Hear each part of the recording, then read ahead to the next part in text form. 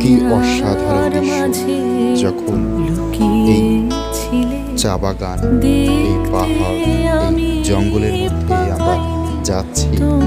কত সুন্দর না সেই দৃশ্য, সেটা হয়তো এই ক্যামেরার মাধ্যমে এত সুন্দর করে উপলব্ধি করা সম্ভব না, বোঝা সম্ভব নয়।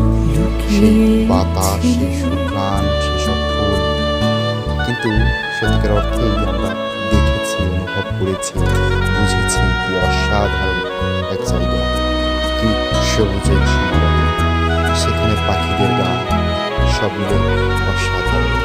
সৃষ্টিকর্তা কত সুন্দর করে এই প্রকৃতিকে সৃষ্টি করেছে, সেটা আমরা এইসব জায়গায় আমার সকল ভালোবাসা, সকল